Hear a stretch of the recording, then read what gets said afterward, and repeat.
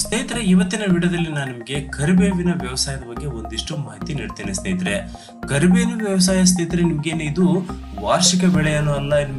ನಿಮಗೆ ವರ್ಷಗಟ್ಟಲೆ ಕಾಯೋದು ಬೇಕಾಗಿಲ್ಲ. ಕೇವಲ ಒಂದು ಸಾರಿ ನೀವು ಈ ಗಿಡವನ್ನು ನೆಟ್ಟು ಆ ನಂತರ ನಿರಂತರ ಆದಾಯವನ್ನು ನೀವು ಪಡ್ಕೊಳ್ಬಹುದು. ಸ್ನೇಹಿತರೆ, ಪ್ರತಿ 4 ತಿಂಗಳಿಗೊಮ್ಮೆ ಕಟಾವಿಗೆ ಬರುತ್ತೆ. 4 ತಿಂಗಳು ನಿಮಗೆ ಕಟಾವಿಗೆ ಬಂದ ನಂತರ ಪ್ರತಿನಿತ್ಯನೂ ಕೂಡ ನೀವು ಇದನ್ನ ಕಟಾವು ಮಾಡಿ ನೀವು ನಿಮ್ಗೆ ಒಂದು ಪ್ರತಿನಿತ್ಯದ ಆದಾಯವನ್ನು ನೀವು ಕಂಡುಕೊಳ್ಬಹುದು. ಸ್ನೇಹಿತರೆ, ಈ ಒಂದು ಕರಿಬೇವಿನ ವ್ಯವಸಾಯ ಮಾಡೋದ್ರಿಂದ ಮುಖ್ಯ ಪ್ರಯೋಜನ ಏನಪ್ಪಾ ಅಂದ್ರೆ ರೈತರು ಆರ್ಥಿಕವಾಗಿ ಸ್ವಾವಲಂಬಿಗಳು ಆಗಬಹುದು. ಸ್ನೇಹಿತರೆ, ಇಲ್ಲಿ ರೈತರಿಗೆ ಮುಖ್ಯವಾಗಿ ಇಲ್ಲಿ ದಿನನಿತ್ಯದ ಖರ್ಚುಗಳಿಗೆ ಮನೆ ಖರ್ಚುಗಳಾಗಿರ್ಬೋದು, ಅಥವಾ ಮಕ್ಕಳ ಒಂದು ಪುಸ್ತಕ ಪೆನ್ನಿನ ಖರ್ಚು ಆಗಿರ್ಬೋದು, ಅಥವಾ ಕೃಷಿ ಚಟುವಟಿಕೆಗಳಿಗೆ ಬೇಕಂತ ಸಣ್ಣ ಪುಟ್ಟ ಖರ್ಚು ಆಗಿರ್ಬೋದು. ಹಾಗೇನೆ ರೈತರಿಗೆ ತಮ್ಮ ಪರ್ಸನಲ್ ಖರ್ಚುಗಳು ಕೂಡ ಇದು ಬರಬಲ್ಲ. ಸ್ನೇಹಿತರೆ, ಈ ಒಂದು ಸಣ್ಣ ಒಂದು ಅರ್ಧ ಎಕರೆಯಿಂದ 1 ಎಕರೆ ಬೆಳೆಸಿದ್ರೆ ಸಾಕು. ಸ್ನೇಹಿತರೆ, ನಿಮ್ಮ ಒಂದು ಕರಿಬೇವು ಈ ಗಿಡಗಳ ಒಂದ್ಸರಿ ಬೆಳೆಸಿದ್ರೆ ನಿಮಗೆ ಜೀವನ ಪೂರ್ತಿ ಅದು ನಿಮ್ಮನ್ನು ಸಾಕತ್ತೆ. ಸ್ನೇಹಿತರೆ, ಅಂದ್ರೆ ಕೇವಲ 1 ವರ್ಷ ಅದನ್ನ ನೀವು ಬೆಳೆಸ್ರಿ, ಅದು ನಿಮ್ಮ ಜೀವನ ಪೂರ್ತಿ ನಿಮ್ಮನ್ನು ಬೆಳೆಸ್ತಾ ಹೋಗುತ್ತೆ. ಹಾಗೇನೆ ನಿಮ್ಮ ಒಂದು ಖರ್ಚುಗಳು ಕೂಡ ಅದು ನಿಮಗೆ ತೂಗಿಸುತ್ತೆ. ಸ್ನೇಹಿತರೆ, ಸೊ ಅದರಿಂದ ಈ ಒಂದು ಕರಿಬೇವನ್ನ ಗಿಡಗಳನ್ನು ಯಾವ ರೀತಿ ಬೆಳೆಯೋದು,